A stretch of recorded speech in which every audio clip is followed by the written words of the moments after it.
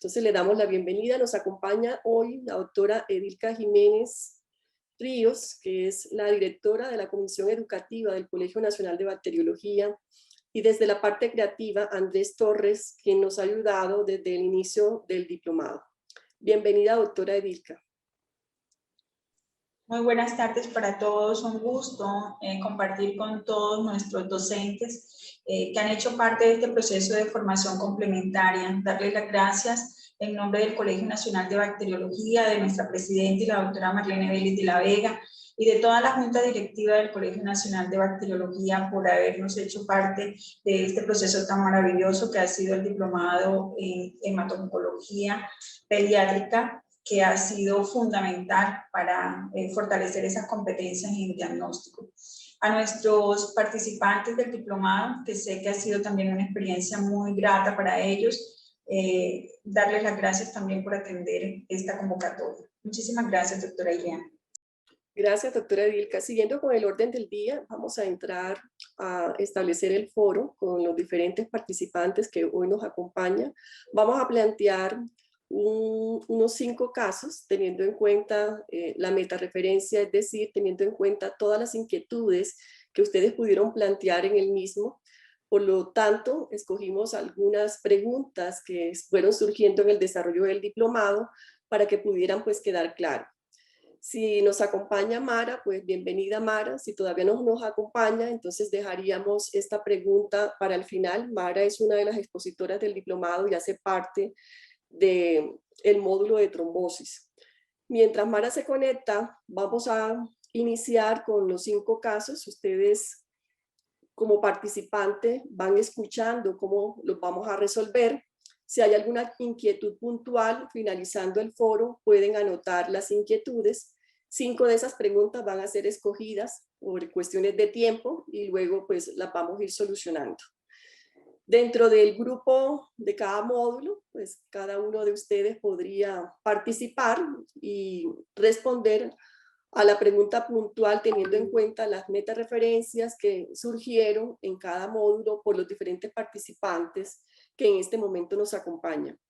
Teniendo en cuenta el orden del día, continuaremos con el informe de lo que tenemos en este momento de los inscritos y de los que han desarrollado en su totalidad el diplomado. Luego estableceremos unos anuncios y posteriormente unos mensajes finales.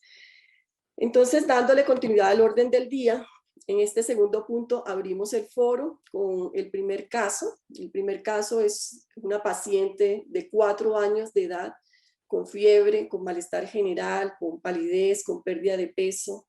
La mamá la nota distendida y tiene una anemia, es una anemia normocítica, normocrómica, homogénea. La hemoglobina de esta paciente es de 5 gramos por decilitro y antes de ser remitida a la institución que le iba a abordar, esta paciente fue transfundida. Esta paciente, recuerden, tiene una anemia normocítica, normocrómica y fue transfundida. Además de eso, tiene un pulso directo positivo y en el extendido de sangre periférica se le observaron unas células cuya bacterióloga institucional la reportó como 15% de linfocitos reactivos. Este foro de este primer módulo, entra a participar en este primer módulo la doctora Beatriz Amaya Bernal, que es citomorfólogo, está el doctor Baldomero Castro, especialista en la parte transfusional, la doctora Natalia González y mi persona. Entonces vamos a responder la primera pregunta.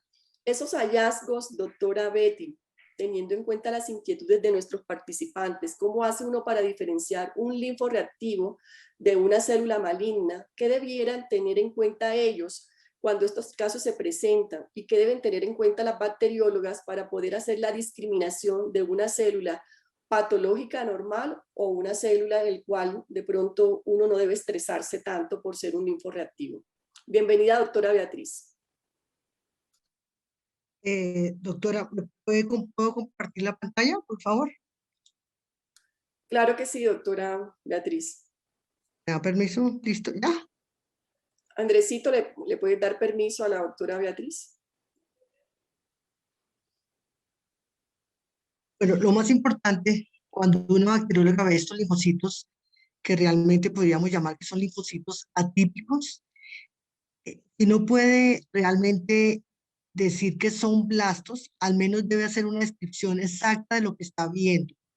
Siempre cuando uno hace una descripción de una célula anormal, porque es muy diferente reportarle al médico linfocitos o variantes linfoides o linfocitos reactivos, porque recuerden cuando estamos usando la palabra de linfocitos reactivos estamos hablando de algo tal vez benigno.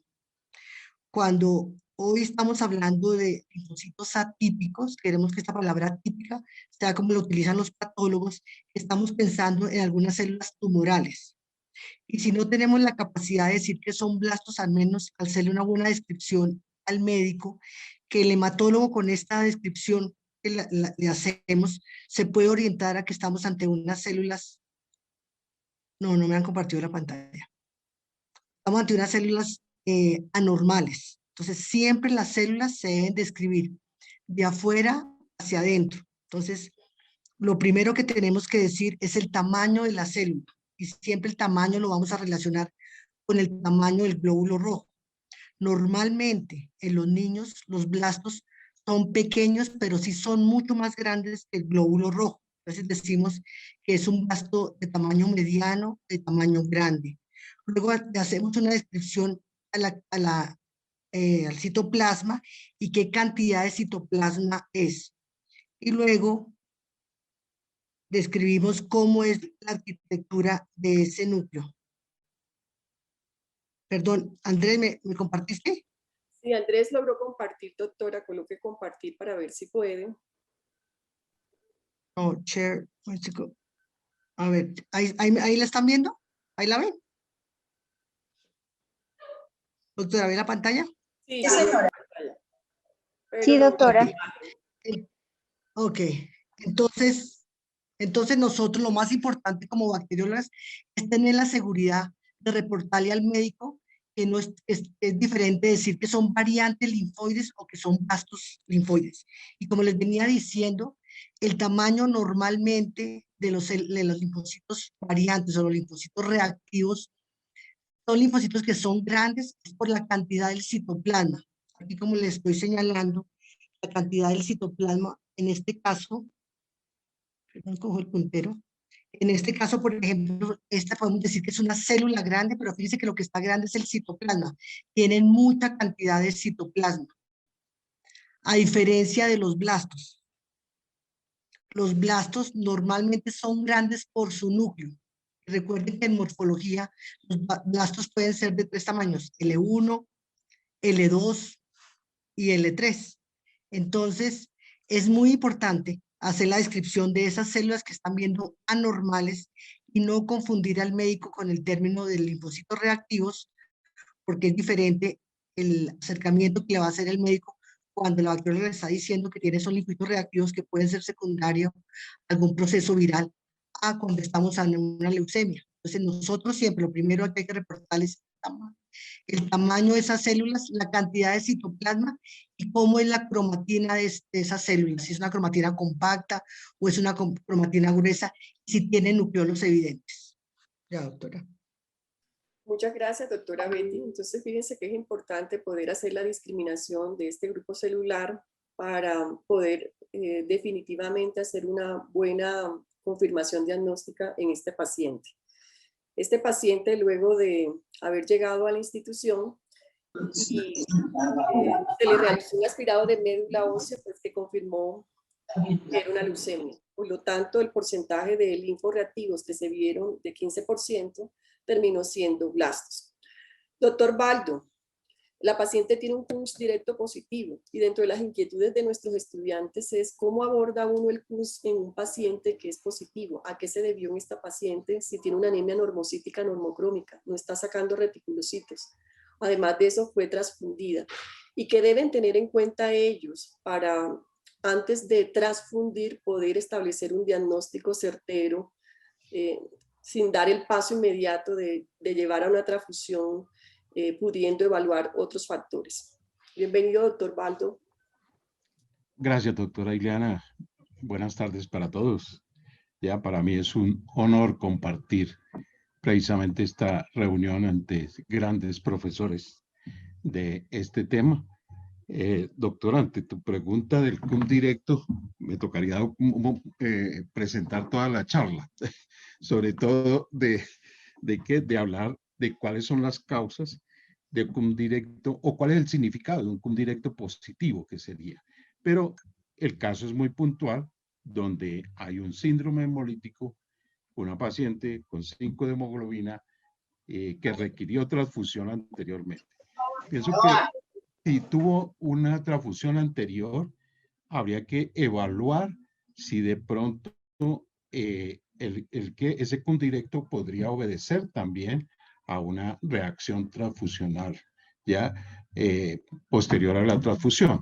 Eso es importante. Así que, punto importante en el estudio de cualquier CUM directo, la impresión diagnóstica, el resumen de historia clínica, la procedencia de la muestra, si es el proceso inicial, si es posterior a la transfusión, para poder mirar por qué camino empezar.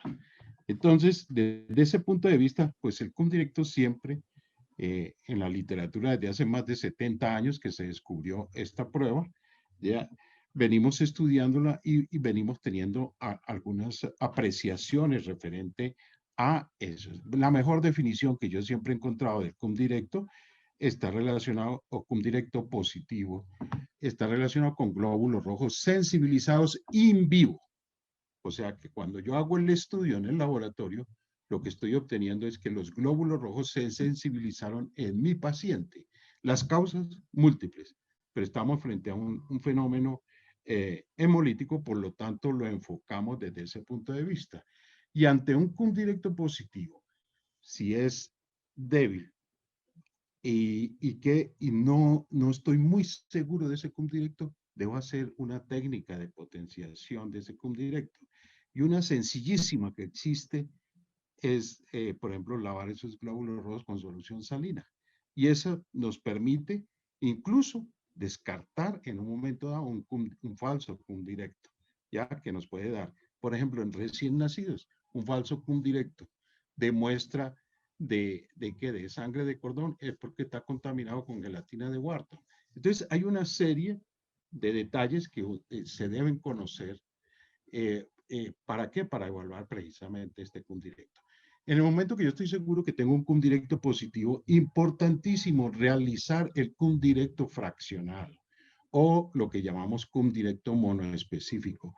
Ya sea el CUM directo de solamente 2 parámetros, como es medir si es IgG y C3D o fracción de C3D del complemento, lo que está pegado al glóbulo rojo, o incluso hay uno extendido que, por ejemplo, es el que usamos en el hospital militar, como es que nos reportan ya IgG, IgA, IgM y fracciones de complementos C3D y C3C.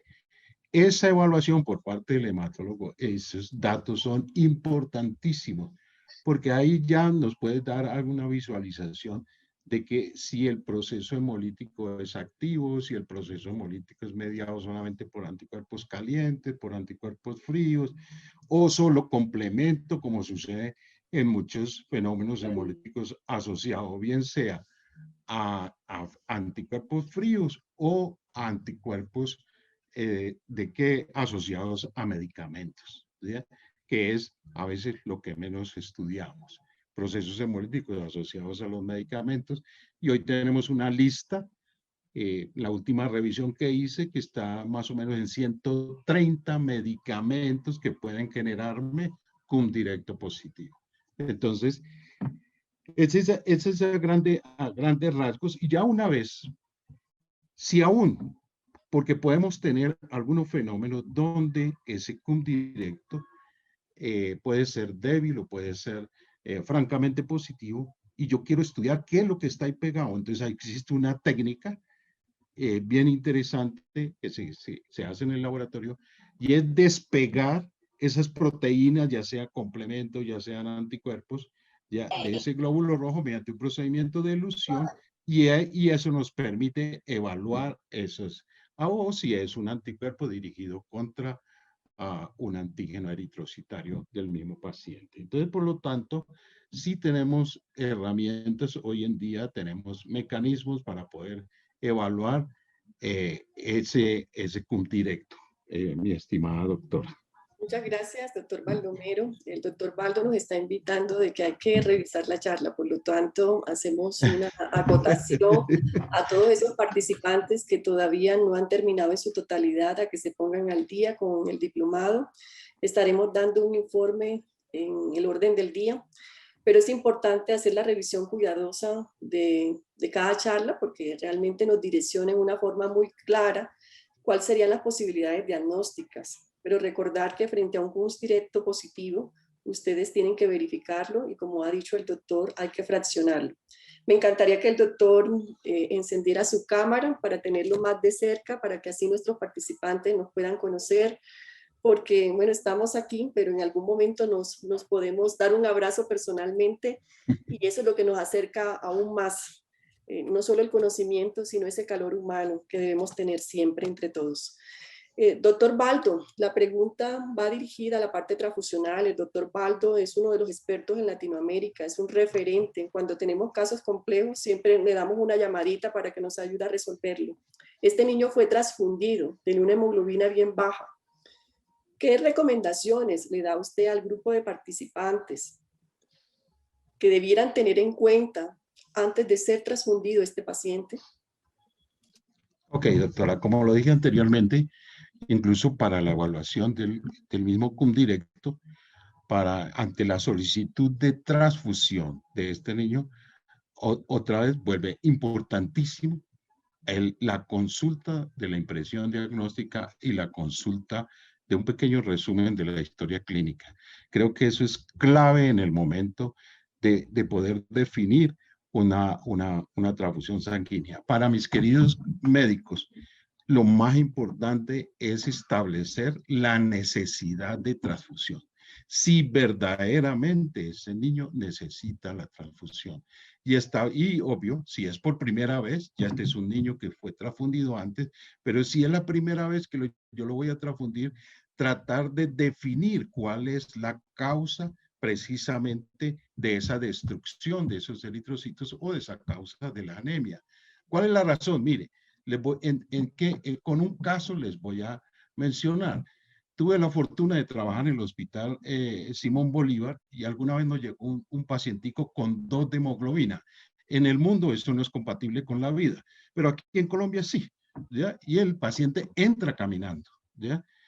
El médico de urgencias pide 3 unidades de glóbulos rojos, ya se le hacen las pruebas pretransfusionales, se envía, ya el paciente se le transfunden 2 unidades. Desafortunadamente, como tenía una hemoglobina de 2, pero el paciente entra caminando, así que hemodinámicamente él toleraba ese hematocrito de hemoglobina. Más sin embargo, después de pasarle las 2 unidades, termina en UCI, porque hace un taco, hace una sobrecarga circulatoria asociada a la transfusión, ¿ya? Cuando se estudió cuál era la causa de la anemia, era una parasitosis terrible, ¿sí? Una uncinariasis, ¿ya? Así que si se hubiera esperado un momentico nomás, ¿ya? Porque el paciente hemodinámicamente aún no estaba crítico, ¿ya? Y se hubiera podido establecer cuál era la causa, muy probablemente la transfusión no era necesaria. Más sin embargo, terminó en riesgo de muerte en una UCI por este fenómeno. Dicho sea de paso, es la primera causa en este momento de mortalidad asociada a la transfusión, el famoso TAC. Entonces, desde ese punto de vista, establecer cuál es la causa y si verdaderamente se necesita, ese es un punto bien importante. Ya en el momento sí necesitamos la transfusión, listo. Bueno, ok, ¿qué vamos a hacer con eso? Vamos a hacer las pruebas pretransfusionales, vamos a establecer si el paciente tiene aloanticuerpos o tiene autoanticuerpos y hay unos procedimientos que nos permiten hoy día evaluar y tratar de obtener la compatibilidad sanguínea. Si no es posible, pues también existe como última alternativa la transfusión sobre todo en anemias hemolíticas autoinmunes, la transfusión de la menos incompatible, y esa transfusión se debe hacer con vigilancia médica y se debe hacer con paciente premedicado y en fin, en estos fenómenos autoinmunes, ¿ya? Porque puede generar, si no se hacen estas premedicaciones, pueden generar la producción de más autoanticuerpos, ¿ya? Existe ese fenómeno. ¿Cómo debe ser el hemocomponente? Si estamos hablando de glóbulos rojos, necesariamente para los niños leucorreducidos o filtrados, máxime si va a recibir transfusiones posteriores, máxime si va a recibir transfusión de plaquetas, con mayor razón hay que pasar hemocomponentes filtrados o leucorreducidos para evitar sensibilizaciones, sobre todo HLA, ¿ya?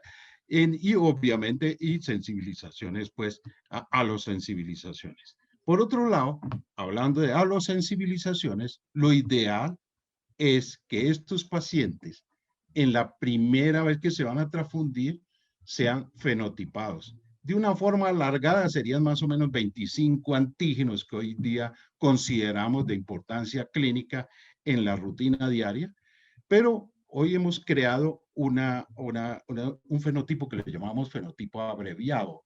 La evaluación de los antígenos del RH, ya el D, C grande, C pequeño, E grande, E pequeño, y el KEL. A eso se lo ha denominado fenotipo abreviado. Y se hace transfusión isogrupo, isofenotipo o fenotipo compatible, ¿ya? Y eso nos va a permitir evitar el riesgo de sensibilización hacia el futuro con otras transfusiones para ese niño. Entonces, si ya la segunda, con mayor razón, debemos de tener ese tipo de hemocomponente para evitar eso. ¿Por qué? Porque la literatura es muy clara y nos dice el 80% de los pacientes se sensibilizan ya después de transfusión a estos antígenos con mayor frecuencia, a los antígenos del RH, los principales antígenos del RH más el KEL. ¿Ok? Entonces, eso es a grandes rasgos, mi doctora, pues algunas de las recomendaciones, pues, en este caso que estamos evaluando. Muchas gracias. Hemos escuchado al doctor Baldo Castro, experto en la parte transfusional, quien hace parte del diplomado primer módulo y nos ha respondido en esos pacientes en los que nosotros tenemos un CUNS positivo y queremos transfundir o una anemia que queremos transfundir. ¿Qué recomendaciones tenemos que tener en cuenta? Recordar que estos pacientes hay que tomarle las muestricas también antes porque la sangre transfundida puede tener una vida media ya no de 120 días, sino de menos, y este paciente puede quedar sin diagnóstico. A todos los participantes los invitamos a ir organizando sus preguntas a través del chat. Nosotros estaremos pendientes en recepcionarlas y recibirlas para darle la oportunidad a 5 de ellos frente a temas puntuales que de pronto en esta metareferencia de inquietudes se pudieran contestar también por el grupo de expertos docentes. A los que van ingresando, les damos también la bienvenida calurosa a este primer foro del primer diplomado de oncología pediátrica aplicado al diagnóstico. Siguiendo con el segundo módulo, y yo creo que ya Mara está por ingresar. A lo que ingrese Mara, Mara es una de las ponentes de México, experta en la parte de hemostasia y trombosis. Estaremos dándole la continuidad a este módulo. Mientras ingresa Mara, continuaremos con la parte del segundo módulo, que es de coagulación. Y nuestros participantes en la parte de coagulación preguntaban y tenían muchas inquietudes específicamente en esa fase preanalítica. Y este es un paciente que es intervenido, está programado para una intervención de una amigdalectomía. El otorrino lo ve y le dice, pues tu programación está en una semana, pero le encuentra un tiempo de trombina parcial prolongado, un TTP prolongado, y lo manda al pediatra o lo manda al hematólogo. Y en este módulo pues está la doctora Gloria Ramos, que es una experta referente en el área de coagulación, es nuestra vicepresidenta del Grupo Cooperativo Latinoamericano de Hemostasia y Trombosis, y que, bueno, hacemos una cuña, es nuestra vicepresidenta y presidenta del Congreso que próximamente tendremos en agosto de este año, entre el 18 al 21, con temas fascinantes para que vayan motivándose también a participar. Doctora Gloria Ramos, ¿qué hacemos con ese paciente que tiene un TTP prolongado? ese paciente debe ser intervenido en una forma inmediata. Nosotros esperamos resultados o le podemos decir al otorrino tranquilo, como este niño nunca ha sangrado, lo puede intervenir. ¿Qué sugerencias usted nos da a nosotros, los médicos, que estamos del otro lado preocupados y estresados porque el niño tiene una hipertrofia importante de cornetes, sus amígdalas grandes, no puede respirar y la mamá también está en ese estrés de que el niño se intervenga?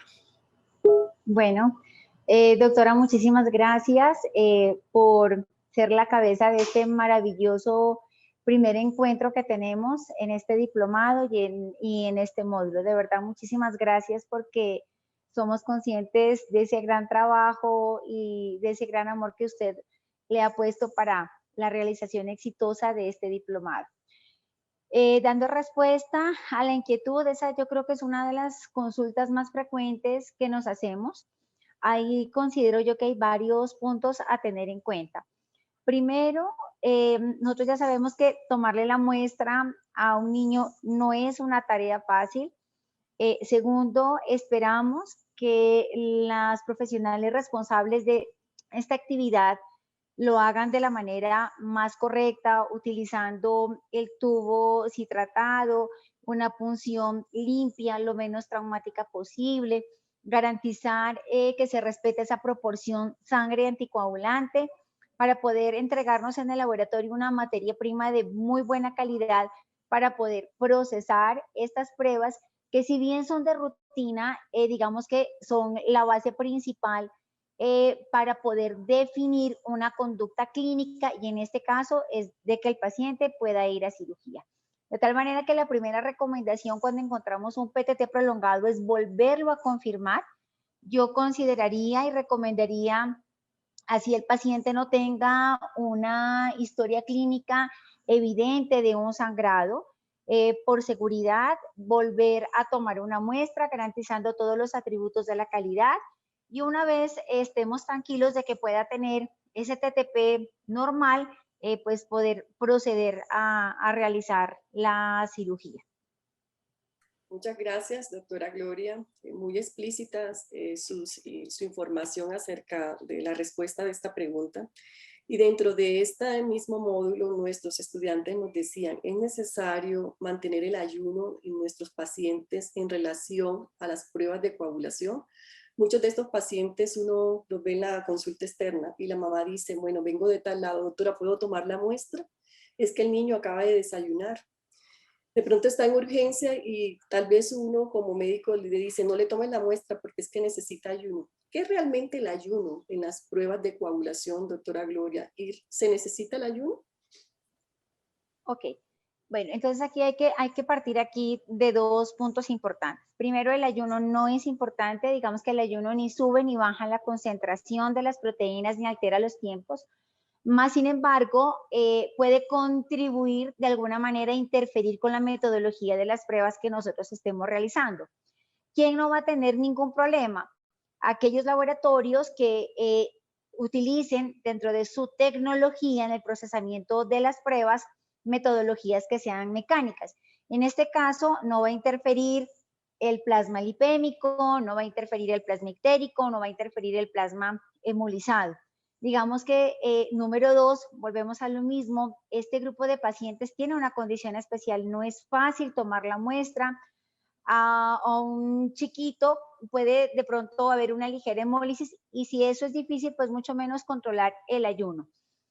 Es importante el ayuno en algunas pruebas o que haya por lo menos unas 4 horas, digamos, de tiempo de no ingesta de alimentos, en las metodologías en las cuales se utilice, por ejemplo, métodos fotoópticos o cromogénicos, como es el caso si vamos a determinar en este paciente un antifactor 10, ¿sí? Entonces, o vamos a hacer una dosificación, una medición funcional de la proteína C o de una antitrombina, o si hacemos un estudio de las pruebas de von Willebrand, antígeno, actividad por inmunoturbidimetría, en este caso sí recomendamos por lo menos, ojalá un ayuno de unas 4 horas y solicitamos que la muestra pues venga lo menos lipémica posible. Ahora los equipos también tienen una tolerancia de ciertos niveles de digamos, de kilomicrones que puedan existir, ¿no? Estas son variables difíciles de controlar en este grupo de edad,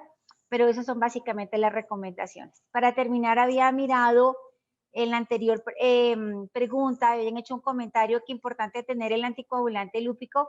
Yo no lo mencioné porque pues obviamente habíamos dicho que el paciente era sano, no tenía ningún otro antecedente y por tal motivo lo primero que uno debe descartar es obviamente algún error, considerémoslo así, en esa fase preanalítica.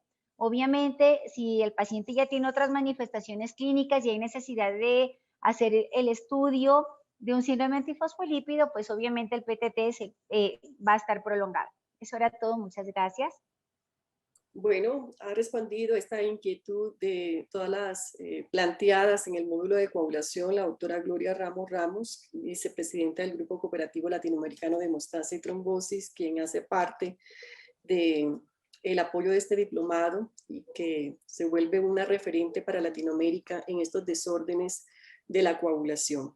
Seguimos motivando a nuestros participantes a que anoten sus preguntas para resolver 5 de ellas una vez terminado el foro. Recuerden que todas estas inquietudes han sido tomadas de las anotaciones que ustedes nos han hecho llegar a través de la plataforma del CNB Colombia, que nos ha apoyado en el primer diplomado de hemato-oncología pediátrica, y hemos tratado de unificarlas para poder responderlas con los diferentes expertos que hoy nos acompañan para dar solución a todas esas inquietudes que a veces no están consignadas en los libros y que son parte de la experiencia del día a día.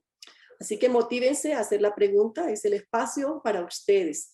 Este diplomado ha sido completamente asíncrono con estos 2 espacios que vamos a tener, este primer espacio y luego finalizando tendremos un último espacio síncrono donde nos podemos conocer, podemos establecer esa relación, ese colegaje y poder responder a las inquietudes que ustedes han tenido en el desarrollo del mismo. Vamos a continuar con el tercer módulo de trombosis. En este módulo participó la doctora Mara Núñez Toscano, también está el doctor Agustín Contreras, quien hace parte del grupo de hemato-oncología pediátrica del Hospital Militar Central.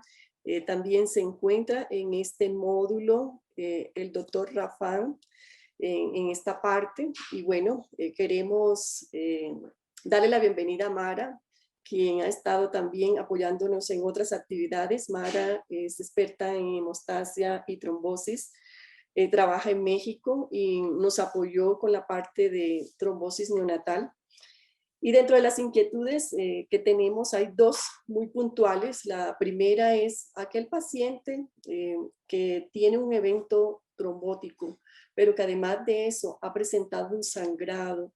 ¿Se debe anticoagular? ¿Qué debemos hacer frente a ese paciente? Doctora Mara. Hola, muchas gracias, Elena. Perdónenme, estaba un poco desfasada de la hora en Colombia. Les agradezco la invitación y que estemos aquí presentes ya terminando afortunadamente este curso. Creo que es una pregunta bien importante porque hay mucha controversia en cuanto a qué debemos hacer. Mucho depende del sitio. Supongo que se refieren a un evento trombótico cerebral y que tenemos una hemorragia, un evento trombótico que secundariamente tiene un fenómeno hemorrágico, y ya hay alguna experiencia en ese sentido en decir que, bueno, hay como 2 corrientes aquí. Una es un poco más cauta y lo que nos sugieren un poco es decir, bueno, si el paciente está secundariamente con un fenómeno hemorrágico, es esperar que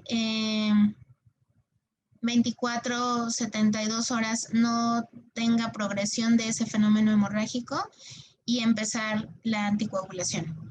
Y otra corriente va en el sentido en el que nos dice que, bueno, esto es porque el coágulo se está desfibrinando, como ocurre, por ejemplo, en los coágulos cardíacos, que de repente vemos hemopericardios y demás, y es porque se están desfibrinando los coágulos.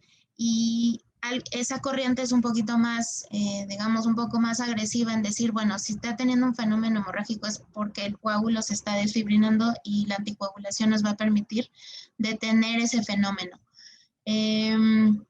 Lo que nosotros generalmente sugerimos es si tenemos un trombo que secundariamente tiene un fenómeno hemorrágico, es para no poner en riesgo un poco más al paciente, es valorar a las 72 horas que el fenómeno se haya detenido y poder iniciar mucho más, con mucho más seguridad, digamos, el anticoagulante.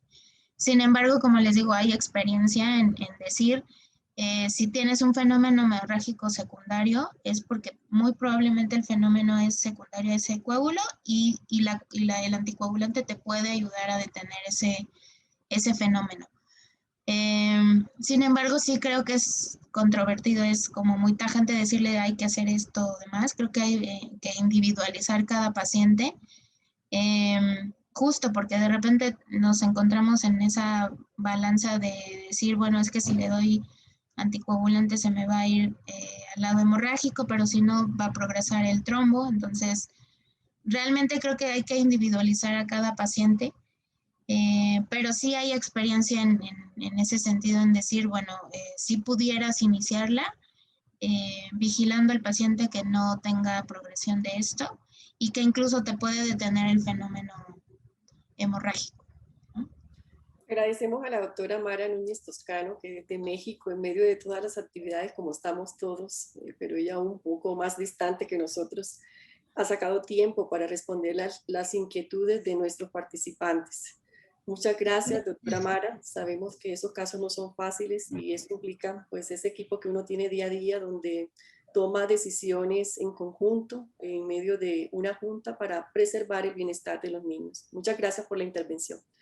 Gracias, Y bueno, el doctor Agustín, que hace pareja en ese módulo con la doctora Mara, en el módulo de trombosis, el doctor Agustín Darío Contreras Acosta, es hemato-oncólogo pediatra, hace parte del equipo del Hospital Militar Central, y él nos deleitó con esas dos charlas de la parte de trombosis, cómo hacemos el diagnóstico y las manifestaciones.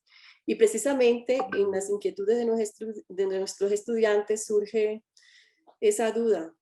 Tengo el evento trombótico y a veces uno se angustia y dice, bueno, ¿qué hago? ¿Qué estudios debo tomar? ¿Son convenientes tomar los estudios en la fase aguda de un evento trombótico? Doctor Agustín, bienvenido.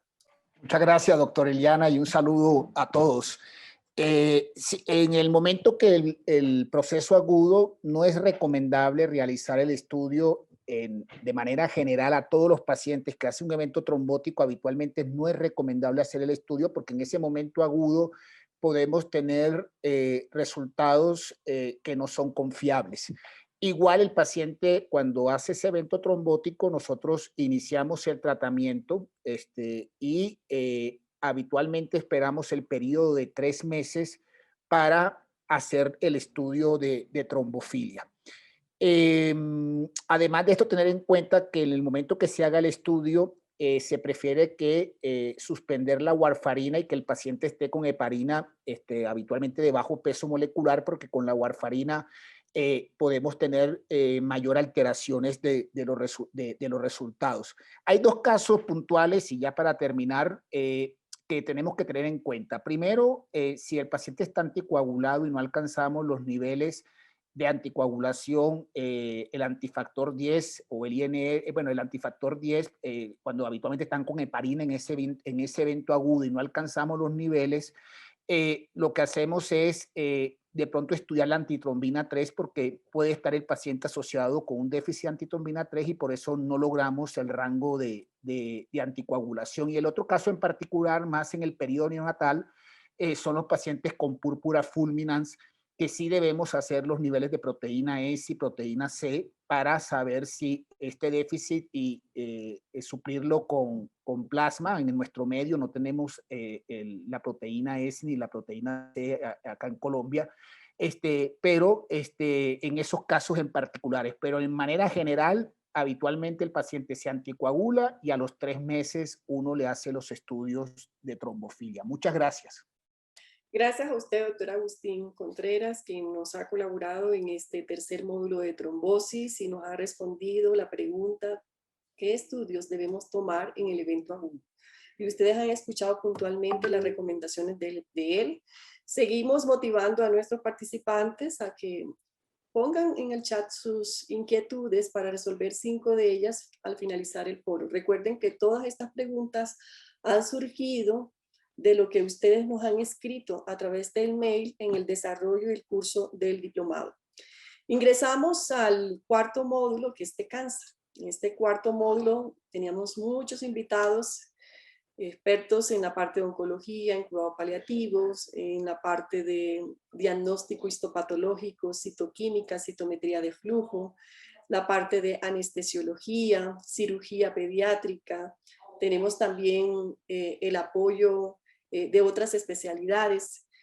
Y lo que hemos visto con mayor frecuencia que tienen inquietudes nuestros participantes, que es un diagnóstico completo de cáncer, porque pues, no lo entienden en la dimensión de leucemias y tumores sólidos, y cuál es la ruta que en Colombia se ha asignado para estos pacientes.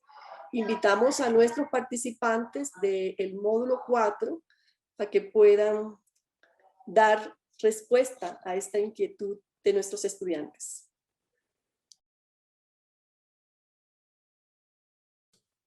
Bueno, mientras ellos se animan, yo creo que la doctora Carolina Guzmán está por ahí y nos puede ayudar. Y luego el doctor Arias, que ya vi que puso su camarita y se activó, también nos puede complementar. Buenas tardes para todos. Lili, te agradezco si me activan cámara. Andresito, por favor.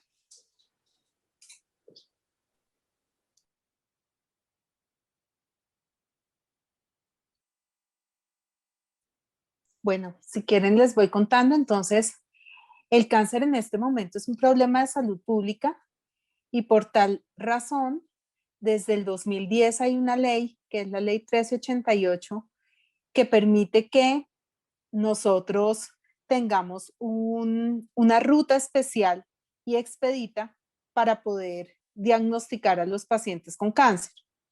Entonces, es importante que tengamos claro que los niños con cáncer infantil tienen una ruta diferente.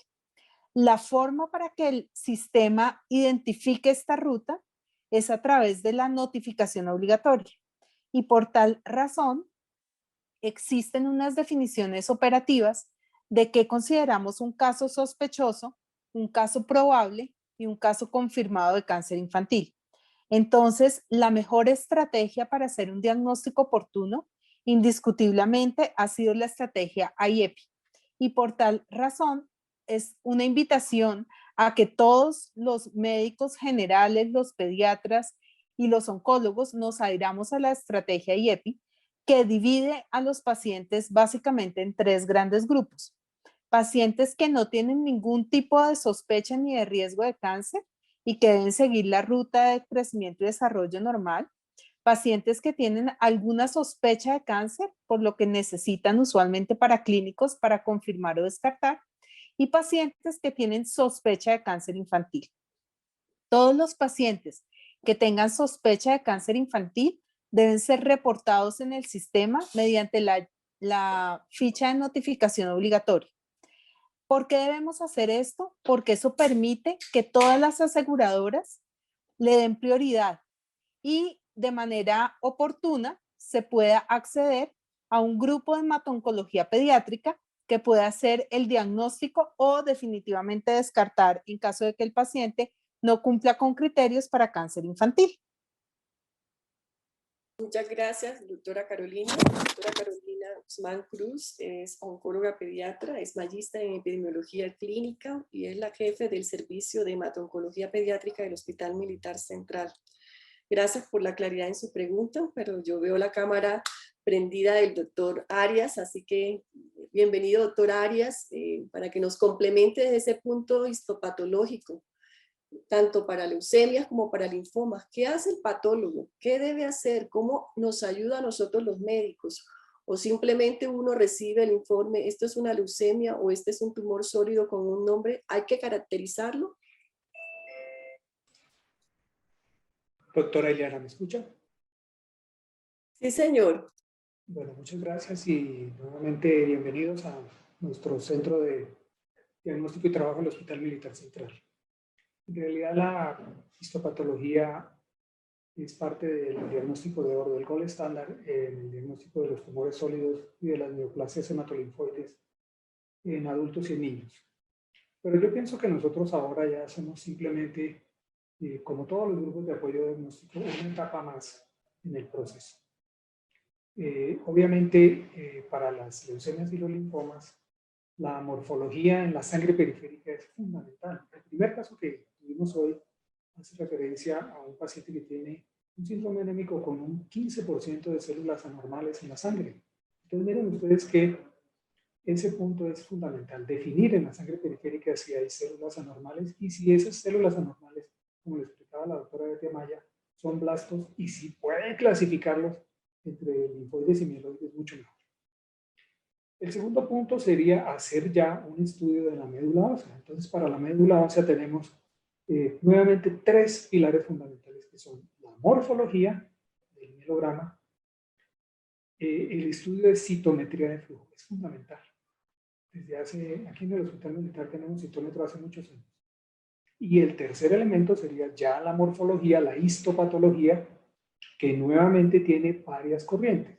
El estudio básico fundamental de hematoxilina y el tema en el cual participé con mucho agrado en este diplomado, que es el tema de la inmunohistoquímica. ¿Qué es la inmunohistoquímica? Pues como lo decíamos, es simplemente amplificar una reacción antígeno-anticuerpo mediante una técnica de laboratorio que todas las personas que están trabajando aquí y todos los que están oyéndome, es idéntica, muy idéntica al Western blot.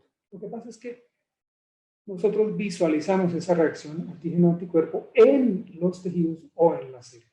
Entonces, con esa técnica de inmunohistoquímica podemos definir primero si la lesión es benigna o maligna y si es maligna se nos abre un abanico de posibilidades, por ejemplo, si es hematolinfoide, si es mesenquimal, si es epitelial, y para eso tenemos unos algoritmos de estudio de trabajo. Pero tenemos que ir un poquito más allá. Ahorita los diagnósticos no son solo la simple morfología, con la sangre periférica, el mielograma, la histopatología básica, sino que también tenemos que determinar los inmunofenotipos con citometría de flujo y patología, y ahorita es fundamental el estudio genético molecular, porque lo que nosotros estamos viendo en inmunohistoquímica es básicamente una proteína en una célula, pero esa proteína ha sido codificada por un gen normal o anormal. Entonces, su pregunta es muy puntual y la respuesta también. La patología es para el diagnóstico y debemos complementarla con la morfología, la citometría de flujo y posteriormente con la citogenética. Muchas gracias, doctor José Arias. El doctor José Arias es patólogo y nos ha dado la respuesta de que el diagnóstico en cáncer tiene que ser completo. No solamente es el nombre, sino hay que llevar otro nombre y los 2 apellidos para que ese tumor, ya sea hematolinfoide o sólido, pueda ser caracterizado y de esa manera el médico, hematólogo, hematoncólogo, oncólogo, pediatra pueda direccionar en una forma muy clara y precisa con el diagnóstico un tratamiento también adecuado y certero para este paciente. Otra de las inquietudes es ¿qué nos aporta realmente el cuidado paliativo? ¿El cuidado paliativo es solamente para los niños que se van a morir, doctora María Adelaida? La doctora María Adelaida Córdoba Núñez es paliativista pediatra y hace parte de la coordinación de Latinoamérica, de algunos países en cuidado paliativo.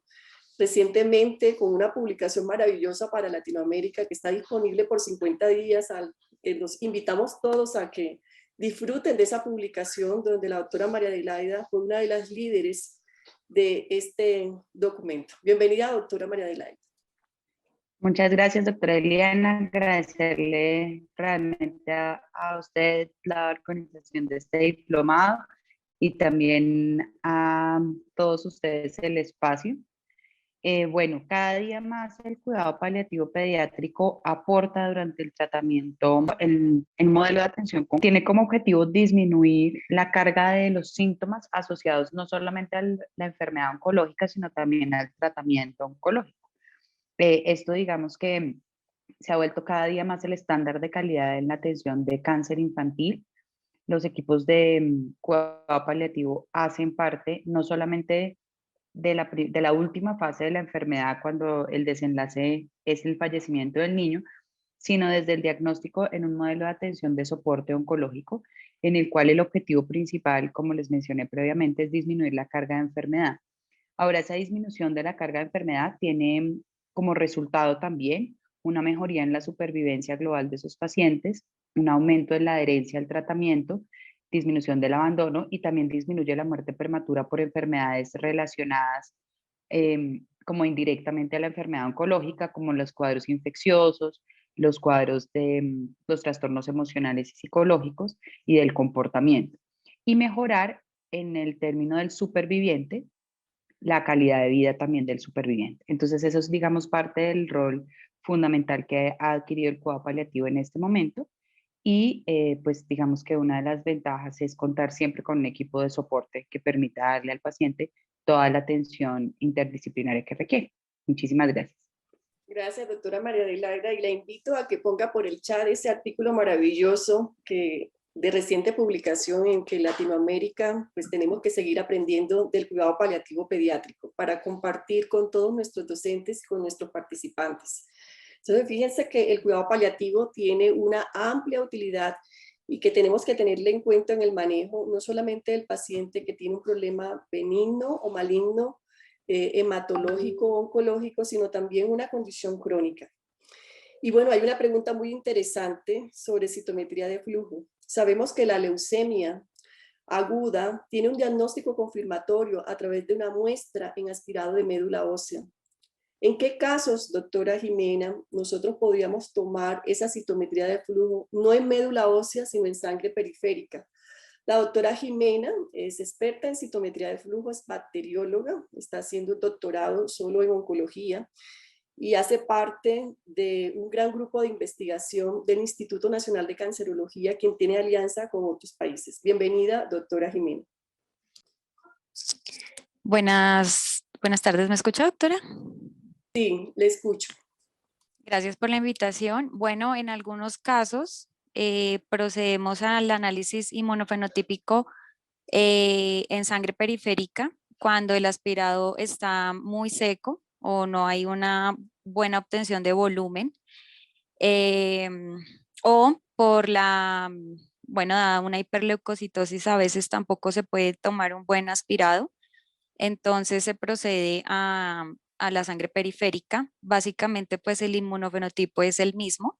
Lo que puede variar es el porcentaje de blastos, pero pues básicamente se podría hacer también, sé que se puede hacer en casos de emergencia, si de pronto no hay una disponibilidad de sala, porque los niños son tomados las médulas bajo anestesia, y si la urgencia lo requiere, pues se puede hacer también en una sangre periférica, doctora.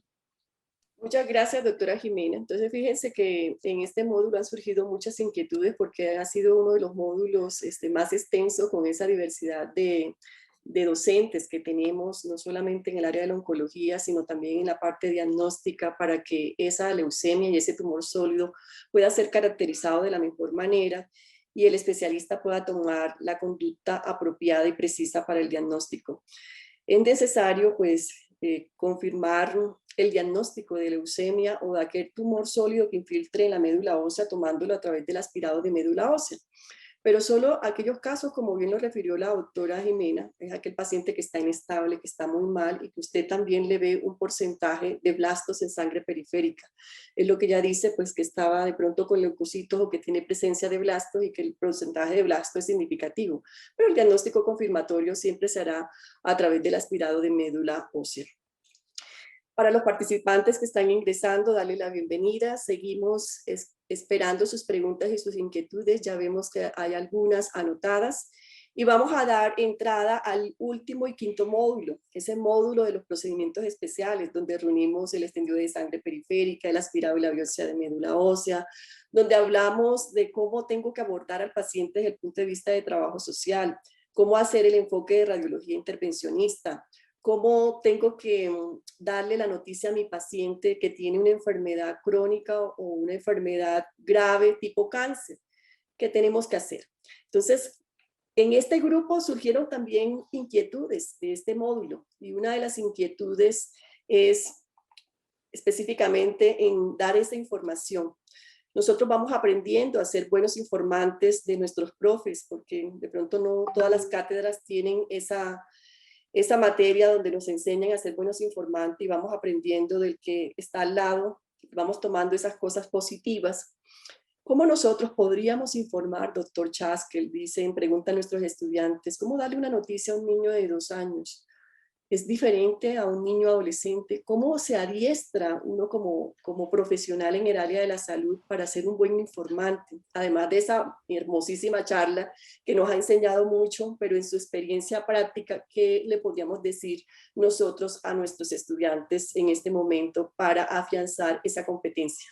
Bienvenido, doctor Chaskel. El doctor Roberto Chaskel es psiquiatra infantil y de adolescentes, hace parte del módulo número 5 de procedimientos especiales, y dentro de esos procedimientos está la competencia de ser un buen informante. Es el coordinador de psiquiatría del Hospital Militar Central y de la Fundación Santa Fe de Bogotá, Colombia. Bienvenido, doctor Chaskel. Gracias, mil gracias por la invitación. Felicitaciones por este diplomado tan maravilloso, y me encanta estar acá acompañado de los docentes y también de los estudiantes. Gracias, doctora de los Reyes. A ver, la pregunta concretamente es de un niño de 2 años, pero la voy a expandir un poco y voy a contarles pues cómo debemos dar pues las noticias a los niños y a sus familias. Y para eso quiero poner en primer grado en consideración de ustedes que tenemos que conocer bien a la familia, tenemos que conocer si es una familia armónica o disarmónica, donde tenemos una disfunción familiar. Tenemos que conocer además de qué área viene la familia, si es del área rural, si es de la ciudad, qué tipo de educación tiene. En muchas familias tenemos una madre que tiene muy poca educación, un padre que también lo tiene, y en otros casos tenemos padres que son universitarios. Y un cuarto elemento importante que tenemos que tener en cuenta es qué sabemos de sus creencias religiosas o de qué cultura vienen, de manera que nuestra noticia sea absolutamente acertada.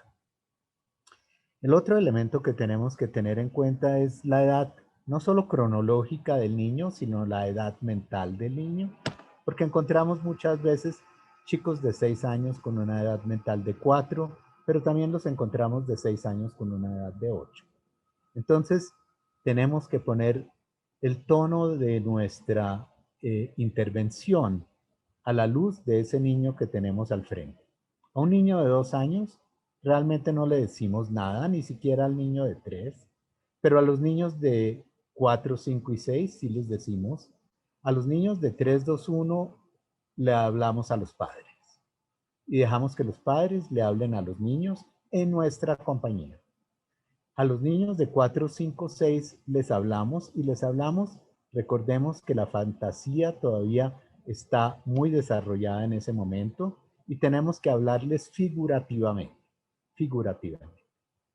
A los niños de 7 años en adelante y edad cronológica de 7 años en adelante hasta los 11, podemos hablarles claramente de lo que les está pasando, pero siempre en compañía de la familia.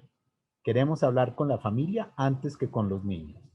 Y finalmente está el grupo de adolescentes, donde frecuentemente estamos con ellos a solas, hemos hablado con la familia previamente y nos aseguramos de tener todos los elementos a la mano para poder hablar con ellos juiciosamente, responder, me refiero ahora a los adolescentes y a los jovencitos mayores de 7, para poder responderles a ellos juiciosamente todas las preguntas que tengan, no solo en el día que les damos las noticias, sino en los días posteriores. Muchas gracias. Gracias, doctor Chaskel, maravillosa respuesta que nos ilustra en una panorámica de posibilidades que no solamente es un aspecto, sino una cantidad de factores que influyen para ir adquiriendo esa competencia, pero para eso estamos, ir aprendiendo de los que tenemos cercanos y de los que nos instruyen, como el doctor Chaskel. Así que el que no ha podido revisar esta charla, que por ahí veo que han tenido inconvenientes, vamos a buscar las soluciones, porque es importante que nuestra querida alumna Marjoris Durán la pueda escuchar y adquiera las habilidades para seguir siendo esos buenos informantes día a día, no solamente en el área profesional, porque el buen informante no solo es el que está allí en el consultorio de urgencias, sino también en el mismo contexto, día a día, cómo se convierte uno un buen informante. Gracias, doctor Chaskel. Y tenemos con nosotros en este último módulo al doctor Alejandro Romero. El doctor es radiólogo intervencionista. Bienvenido, doctor Alejandro. Él está ya en sus quehaceres médicos, como está Mara y como estamos todos presentes acá, algunos todavía conectados en las actividades del día a día. Radiología intervencionista la tienen todas las instituciones. El radiólogo intervencionista hace turno en caso de que se requiera y cuándo nos podemos apoyar con él. Doctor Alejandro Romero, es lo que preguntan nuestros estudiantes. Doctor Alejandro. Bueno, mientras el doctor Alejandro se conecta, porque ya hemos dado finalización a los 5 módulos en la parte del foro, vamos a ir atendiendo a las preguntas que han sido colocadas en el chat. ¿El doctor Alejandro está conectado? Bueno, mientras se conecta el doctor Alejandro, doctora Edilka, me ayuda por favor con las preguntas que han surgido en el chat para realizarlas. Y pasamos, una vez contestadas estas inquietudes, de las cuales vamos a escoger 5, a darles un informe de cómo va el diplomado en cuanto a la métrica de nuestros estudiantes.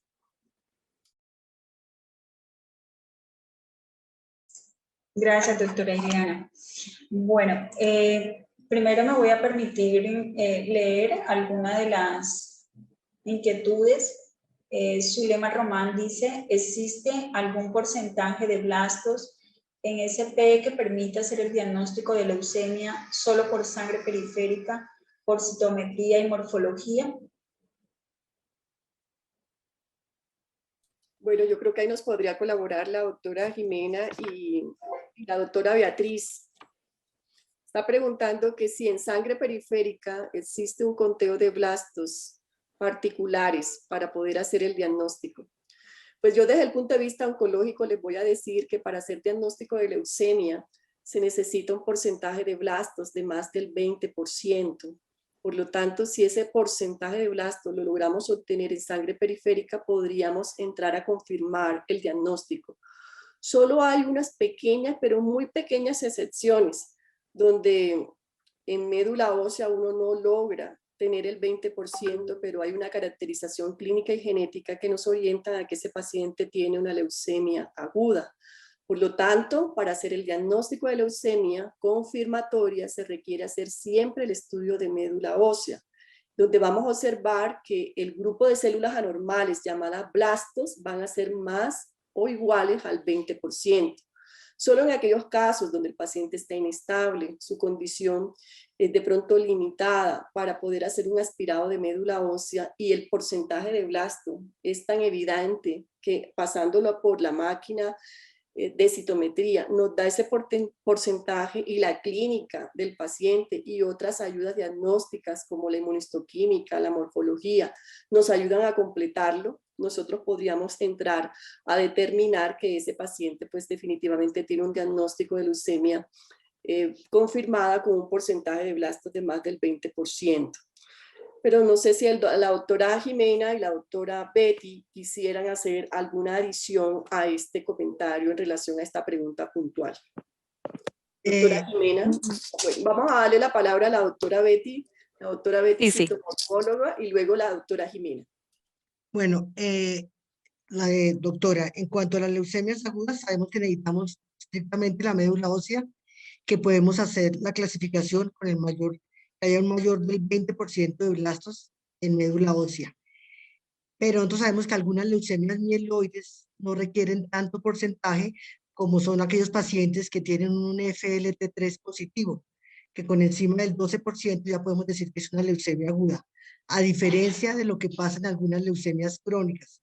Sabemos que el porcentaje de leucemias crónicas en pacientes pediátricos pues es un porcentaje bajo, menos del 3%, y la leucemia mielomonocítica crónica, que pertenece hoy a los síndromes mielodisplasicos mieloproliferativos, esos diagnósticos sí se pueden hacer en sangre periférica porque la OMS ha avalado tanto la periferia como la médula ósea. Por ejemplo, en una leucemia mielomonocítica crónica, que el paciente curse con blastos, entonces la podemos clasificar si es una leucemia mielomonocítica crónica atípica juvenil, que está en estadio 0, de acuerdo, que tiene menos del 1% de blastos, o que tiene entre 1 y 5, perdón, sería estadio 2, y si tiene más del 15% ya estaría en estadio 2, la anterior en estadio 1, perdón. Entonces nos serviría mucho la sangre periférica, igual que la leucemia mieloide crónica típica en niños. También podemos decir que si hay la presencia de blastos por encima del 15%, el paciente ya está haciendo una fase blástica y nos puede servir de mucha ayuda a la sangre periférica. Entonces, bueno, gracias, doctora. La pregunta de la doctora, de la estudiante que nos preguntan cuál sería el porcentaje de blastos en sangre periférica para hacer diagnóstico de leucemia. Desde el punto de vista citomorfológico, la doctora Beatriz Amaya Bernal ha dado su contribución, y desde el punto de vista de la citometría de flujo, la doctora Jimena Torres va a disertar. De acuerdo con la doctora Eliana y la doctora Beatriz, es importante pues siempre considerar la médula, dado que algunos pacientes no tienen blastos en periferia. Entonces pues nos podemos encontrar con una sangre ausente de blastos y pues eso complicaría un poco. Pero en algunos casos también se pueden tomar biopsias de hueso, y ahí de esa forma también se podría hacer citometría de flujo. Por ejemplo, en San Ignacio lo que hacíamos era pues diluir un poquito esas celulitas que están pegaditas al hueso y las pasamos por el citómetro y teníamos una buena caracterización de esos blastos para el inmunofenotipo. Bueno, esperamos haber dado respuesta a nuestra... Doctora Eliana, perdón. Sí, hay otra pregunta, sí, para la doctora Betty. Doctora Betty, que ¿cuántas células se deben contar en el mielograma? Pregunta José Arias. Muchas gracias, José, por tu pregunta. El doctor Arias, nuestro patólogo de cabecera en hematopatología del Hospital Militar. Eso pues, nos enseña, doctora Betty, que aún siendo docentes seguimos siendo estudiantes, y aquí todos aprendemos de todos. Gracias, doctora Arias. Lo ideal es contar 500 células, pero nosotros sabemos que no contamos 500 células porque nos llevaríamos mucho tiempo haciendo cada punto de mielograma. Lo que realmente estamos haciendo ahorita en la actualidad es que estamos contando 300 células, pero lo mandatorio es hacer 500 células. Algunas veces, cuando nos dan muy al borderline esos blastos, que no sabemos si el paciente está ya entrando, está todavía en fase crónica o en fase acelerada, por ejemplo, en mieloides crónicas, pues ahí sí hacemos un conteo a 500 células. Bueno, hemos escuchado a la doctora Betty, un lindo paisaje que tiene allá hermoso de las montañas en medio del frío, pero de ese paisaje divino. Gracias, doctora Betty. Doctora Edilka. Sí, la doctora Betty tiene otra pregunta. Esta es de una estudiante de quinto semestre de bacteriología, doctora Betty. Dice, ¿qué alertas morfológicas pueden ser útiles en un cuadro hemático de rutina para el diagnóstico de leucemias?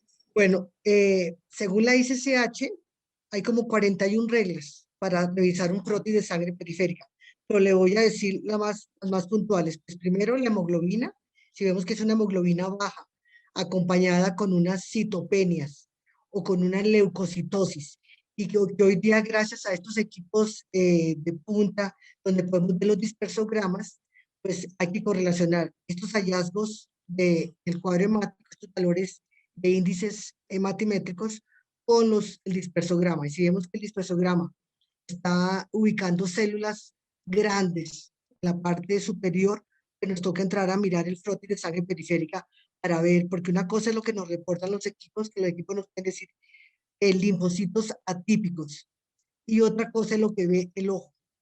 Gracias a Dios, por más tecnología, por más avances, todavía la experiencia y la experticia en la morfología no ha podido ser cambiada por los equipos. Y con las ayudas, pues como lo ha hecho el doctor Arias, con la ayuda de toda esta parte inmunohistoquímica, pues podemos decir, ubicar al médico ante qué leucemia está. Gracias, doctora Betty, pero tiene otra estudiante, qué pena. Dice que ella está trabajando en un laboratorio en Pueblo Bello, que es cerca de la Sierra Nevada, donde no tiene tantos equipos automatizados y la mayoría de la población es indígena. ¿Cuáles serían las pautas que usted le daría para ella, que no es experta leyendo, para poder guiar en un posible caso de leucemia? Entonces, bueno, depende si es un paciente pediátrico o un paciente adulto. Normalmente los pacientes pediátricos, las leucemias cursan con leucocitosis, como el 50% de los casos. Eso me puede ayudar la doctora Eliana a contestar esta parte de la pregunta, pero lo más importante es revisar entonces la hemoglobina, si el paciente tiene una hemoglobina por debajo de 11, y si tiene una leucocitosis acompañada de una trombocitopenia. Yo creo que estos son las 3 líneas hematopoyéticas que le dan una ayuda para saber que sí tiene que revisar ese frotis de sangre periférica, y más si está trabajando manualmente. No se necesita el equipo, sino con ver unas citopenias marcadas, pues este es un paciente que hay que revisarle urgentemente el frotis de sangre periférica. Y hay que recordarle siempre a las bacteriólogas que uno nunca se le debe olvidar de apreciar esas células, el todo de la lámina, en diferentes aumentos, en aumentos de 10x, de 40 y 100, porque lo que hacemos es de pronto, si el paciente, por el contrario, está contando con una leucopenia, desde el aumento de 10x podemos visualizar esas células grandes, que son los blastos, y podemos orientar mucho más fácil, orientarnos nosotros y orientar al médico al diagnóstico del paciente. Gracias. Betty. Lo ideal es que nosotros tengamos en las instituciones equipos avanzados, pero infortunadamente nuestros recursos en ciertas áreas están limitados y nos toca apoyarnos con lo que tenemos. Creo que lo importante en esto es establecer alianzas, conocernos. Cuando uno tiene dificultades, ya uno sabe, yo recibí ya información de la doctora Beatriz Amaya, si tengo dificultades, pues voy a mirar a ver cómo hago, me conecto con ella y revisar la laminita. Si aún sigo teniendo dificultades y es lo que yo tengo, entonces recordar que la clínica es importante. Por eso es necesario ese empalme entre el médico y el bacteriólogo y todo el equipo de trabajo. Si el médico va a su sitio de trabajo y le comenta, esta es una niña como la que comentamos en el primer caso, tiene 4 años, está pálida, tiene la barriguita distendida, no come, se ve muy mal, y usted encuentra algún hallazgo sospechoso, usted tiene que relacionar eso con lo que está viendo. Atender y tener pendiente que existe un porcentaje de pacientes del 10% en leucemias que pueden tener cuadros hemáticos que son completamente normales, pero está una clínica que la debe hacer pensar que algo raro está pasando y que la persistencia de esas manifestaciones clínicas van a conducir al diagnóstico. De pronto no se logre ver nada, pero hay una clínica diciente. Y si el paciente tiene la clínica y también tiene hallazgos, esos linforreactivos, esa disminución de la hemoglobina, esa disminución de plaquetas, esa leucopenia, esa leucocitosis, esas celulitas que uno no sabe si las deja como problema o será el blasto que me enseñaron allá en el diplomado de hematoncología pediátrica, pues allá conocí a la doctora Betty, voy a hacerle una llamadita para poder mirar. Y esto nos hace más cercanos y nos va a permitir solucionar todas esos pacientes que nos ponen y nos angustian y que nos llegan en los momentos críticos, pero que hay que darle la solución con el recurso humano que tenemos y con la tecnología que tenemos. Creo que con esto podemos darle respuesta. Ya Alejandro creo que se conectó, en el momento que se ausentó estaba haciendo una intervención de una fístula, él está allá y ahora se fistulizó para acá, para el diplomado. Alejandro, ¿estás ahí? Doctora, antes de pasar a Alejandro, aquí tenemos una última del doctor Orlando Mena. Dice, ¿han tenido experiencia en diagnóstico de leucemias o seguimiento de la misma en pacientes COVID-19? ¿Qué recomendaciones daría? Uy, eso es maravilloso y yo creo que el equipo nuestro de trabajo podría apoyarnos. La doctora Natalia, no sé si está todavía presente, nos podría dar esa apreciación. La doctora Natalia González Suárez es hemato-oncóloga pediatra y hace parte del equipo del Hospital Militar Central, que si tenemos experiencia con pacientes diagnosticados con leucemias o tumores sólidos y que además de eso se le ha asociado la infección por COVID-19. Buenas tardes a todos. Gracias. Buenas Gracias por la tardes, doctora Natalia. invitación. Ha sido un curso de gran ventaja para los pediatras, médicos generales, bacteriólogos, porque ha estado enriquecido con enfermedades hematológicas benignas como enfermedades hematológicas de malignidad. Antes de responder sobre la experiencia COVID, quería también hacer un énfasis en la pregunta anterior sobre las anemias en los niños, que hay que estar muy atentos, sobre todo en los indígenas, con esas anemias, porque puede ser un cuadro precoz o una síndrome mielodisplásico o preleucemia que llamábamos anteriormente, y siempre los indígenas, como consideramos que son mal alimentados, los categorizamos como anemias ferropénicas y le damos hierro, ácido fólico y sin estudiar de acuerdo a la anemia. Entonces en el módulo de anemia se estadificó de acuerdo a cómo es ese comportamiento, cómo es ese volumen corpuscular, si está asociado a citopenia, cómo son los síntomas de ese niño, si ese niño puede tener otros síntomas asociados para otras patologías que pueden ser sospecha de neoplasias, y que es fundamental para el pediatra, para el médico, para el bacteriólogo, detectar algún signo en el que hay que estar haciendo el acompañamiento de cerca a ese paciente. En cuanto a nuestra experiencia con pacientes COVID, ha sido poca, pero sí hemos tenido el caso de unos niños oncológicos muy inmunosuprimidos, en los cuales la infección se asoció a neumonía y falleció. Y hemos tenido también en niños en el cual, a pesar de estar inmunosuprimidos, no tienen tanta replicación del virus porque están linfopénicos y han podido sobrellevar la enfermedad. A nivel de Latinoamérica, hemos tenido consenso con pacientes, cómo ha sido el comportamiento de estos pacientes y ha sido muy variable. Siempre nos queda una duda porque nosotros tenemos mucho unas urgencias, sobre todo en el paciente que está post-quimioterapia, que es neutropenia febril. Entonces, en estos pacientes que llegan con fiebre, que puede ser una sintomatología para enfermedad COVID sin compromiso respiratorio, solo por la fiebre y la neutropenia, pues hacemos lo que es un plan de aislamiento, se le toman antígeno a estos pacientes y se recupera del aislamiento cuando ya el resultado del antígeno ha sido negativo. Si es positivo, él continúa con todo su protocolo para su neutropenia febril bajo aislamiento y bajo toda la protección de cuidados para pacientes COVID. Hemos tenido entre todo el grupo de trabajo la precaución para recibir estos pacientes, para darle tratamiento. Nosotros también mantenemos los equipos de seguridad para atender a estos niños. Tenemos la ventaja que estos pacientes están aislados del grupo de patologías pediátricas normales, que eso nos ayuda a nosotros a mantener un aislamiento específico. Y en el momento de detectar tenemos el apoyo también del grupo de UCI, en el que le damos manejo a estos pacientes con enfermedad COVID. Pero lo importante es el cuidado y saber que son niños neutropénicos y que tenemos que tener el cuidado de aislamiento desde el manejo hasta el ingreso hasta el alta de estos pacientes oncológicos. Bueno, agradecemos a la doctora Natalia Lucía González Suárez, ella es hemato-oncóloga, además hace parte del Comité de Ética de la Sociedad Latinoamericana de Oncología Pediátrica. Gracias, doctora, ha sido muy clara su respuesta y sus anotaciones. La experiencia es poca, pero pues la tenemos y lo importante es poder darle el manejo adecuado frente a los protocolos que tenemos a nivel nacional. El doctor Alejandro ya está con nosotros. Sí, ahí está. El doctor Alejandro, radiólogo intervencionista, hace parte del 5º módulo de los procedimientos generales y especializados. No podía estar con nosotros antes porque tuvo un procedimiento de urgencia, pero en medio de sus tareas saca el espacio para ustedes, queridos estudiantes.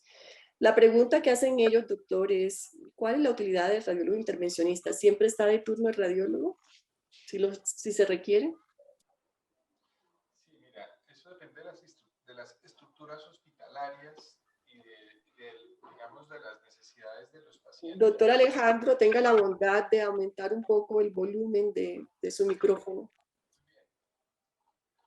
Mira, digamos que eso, ¿me oyes? ¿Sí? ¿Me oyen mejor? Lo escucho perfecto. Vale. La pregunta es muy importante porque depende de los recursos de cada centro hospitalario. Por ejemplo, si tú tienes un niño con un sangrado, podrías ofrecerle una embolización. Esto es un procedimiento que es una urgencia y que normalmente el radiólogo intervencionista no está presencial las 24 horas del día, pero existen jornadas, la mayoría de las instituciones tienen una cobertura de 12 horas y fuera de ese tiempo hay un grupo que es de llamada o lo que se llama guardia localizada o turnos de disponibilidad. Entonces se elabora el caso y se llama a ese grupo, se activa la disponibilidad y las personas se presentan a resolver el caso. Son diferentes tipos digamos, de urgencia. En el caso de una trombosis, si tú tienes que hacer una trombectomía, trombolisis o tromboaspiración, que puede ser farmacológica o mecánica, o en el caso del sangrado, la embolización, como acabo de mencionar, o tal vez otro tipo de urgencia puede ser el niño con una leucemia aguda que requiere un catéter para iniciar una quimioterapia. Estos son niños a los que se les da prioridad y normalmente intentamos poner los catéteres en las primeras 24 horas. De hecho, el diagnóstico para iniciar esa quimioterapia. Por tanto, el radiólogo sí que está disponible y sí que está también disponible de llamada. Espero que esto responda a la pregunta. Muchas gracias, doctor Alejandro. En medio de sus ocupaciones ha sacado tiempo para nosotros y responder las inquietudes de nuestros estudiantes. ¿Hay alguna otra pregunta, doctora Edilka, en el chat? Doctora Ileana. Sí, doctor Baldo. Ya, permítame un segundo. Hablando de COVID en la anterior pregunta, hay una relación y con respecto a mi intervención sobre el CUM directo, hoy han reportado algunos casos de COVID asociados a anemia hemolítica autoinmune que presentan CUM directo positivo sin tenerlo como enfermedad de base, sino como consecuencia precisamente o efecto colateral precisamente de la afección por COVID. ¿Ok? Y quería aportar esa parte. Importante ese apunte. Importante. Okay. Doctora Edilka, revisamos el chat para ver si hay alguna otra pregunta para dar paso al punto siguiente, que es el informe de la métrica de nuestro diplomado. Podemos continuar, doctora, no tenemos más preguntas. Bueno, vamos a dar un informe general e invitamos a nuestros participantes, estudiantes y docentes que continúen con nosotros, que ya estamos finalizando en este primer foro del Diplomado de Hemato-Oncología Pediátrica aplicada al diagnóstico hecho para Colombia y para Latinoamérica, completamente gratis, donde aprovechamos expertos nacionales e internacionales. Agradecemos a Mara, que desde México también sacó ocupación para atender nuestras necesidades, nuestras inquietudes y poder resolverlas desde todo el contexto de nuestra querida Colombia hasta allá la Sierra Nevada de Santa Marta, donde esta estudiante también tiene esa necesidad puntual, como bien lo planteó la doctora Edilka. Damos entonces paso al informe métrico por la doctora Edilka Jiménez Ríos, coordinadora de la Comisión Educativa del Colegio Nacional de Bacteriología Colombia. Gracias, doctora Ileana. Bueno, para nosotros ha sido grato poder alcanzar un número de personas inscritas bastante considerable, sobre todo que este diplomado pues inició en medio de la situación de emergencia sanitaria, de tal manera que 239 personas inscritas para nosotros significó muchísimo en medio de la situación. Sin embargo, importante mencionar que parte de lo que ha sido pues todo este proceso, nosotros considerábamos un alcance de realización de las actividades académicas, por lo menos a esta fecha, teniendo en cuenta que el diplomado se cierra el próximo 26 de marzo, que todos los participantes inscritos pues hubiesen terminado más del 80%. En ese orden, solamente tenemos 30 personas que han culminado en un 95%, 121 que están por debajo del 80%, de tal manera que es importante pues considerar cuáles han sido las dificultades, y esperábamos pues que en este espacio estuvieran conectados y nos manifestaran cuáles han sido parte de las dificultades que han tenido. Y 81 de los participantes inscritos que iniciaron sus actividades, pero no las han culminado. Entendemos, porque hemos recibido múltiples correos, tanto la doctora Iliana como mi persona, que algunos pues no han avanzado los siguientes módulos porque el tema de las evaluaciones ha sido una talanquera. De alguna manera pues no tenían claridad de que tenían que volver a reiniciar el diplomado o darle un reset, por así decirlo, y continuar en los módulos siguientes. Esa ha sido, digamos, una de las dificultades que creería que han tenido algunos, pero lo más importante es decirles que el diplomado está disponible para que ustedes pues puedan continuar, está abierto para que ustedes puedan continuar haciendo su proceso y poder avanzar. Entonces, estos son los datos que tenemos a la fecha el día de hoy. Sé que la doctora Iliana les tiene una buena noticia para más tardecito. Muchas gracias, doctora Iliana. Gracias, doctora Edilka. Bueno, han escuchado la métrica de nuestro diplomado. En este momento tenemos 239 inscritos. Motivamos a los que están en el curso del diplomado a que lo finalicen en su totalidad. Es un espacio maravilloso de educación en el que aprendemos todos y en el que aprovechamos la experiencia en la historia de ese conocimiento, de esa práctica, de ese ejercicio, de cada uno de estos docentes que hoy nos colaboran desde Colombia y desde otros países de Latinoamérica. Así que deseamos que puedan continuar, y aquellos que no están unidos, entonces se puedan vincular en la próxima corte que tendremos. Dentro de esos anuncios, como parte de este orden del día, vamos a entregar los certificados a los que ya han cumplido en el 100% la totalidad del diplomado, así que prontamente estarán recibiendo sus certificados. Recuerden que este diplomado fue avalado por la Sociedad Latinoamericana de Oncología Pediátrica, por la Asociación Colombiana de Hemato-Oncología Pediátrica, por el Colegio Nacional de Bacteriología y por el Grupo Cooperativo Latinoamericano de Hemostasia y Trombosis y por nuestro querido Hospital Militar Central. Tiene una certificación nacional y una certificación pues, de instituciones líderes a nivel internacional, completando las 105 horas. La certificación la emite el Hospital Militar Central para aquellos que ya han cumplido en la totalidad de este diplomado. Para aquellos que no lo han hecho, sabiendo de que estaba para cierre el 26 de marzo, lo extendemos hasta el 31 de marzo para que puedan completar parte de él. Y estaríamos evaluando a aquellos que han tenido dificultades en el inicio, considerando extender de pronto un mes más en el desarrollo del mismo, así que estaríamos haciéndole llegar notificaciones pronto con base a las consideraciones de la Junta Directiva Educativa de Comisión, CNB y las diferentes instituciones que han dado el apoyo para que ustedes puedan seguir haciéndolo muy flexible, sin ningún costo, acomodado a sus horarios, pero aprovechando el curso de cada módulo. Recordar que no es un módulo, porque tuvimos un estudiante dentro de la métrica que pudimos analizar que completó el módulo de anemias, pero no continuó. Son 5 módulos.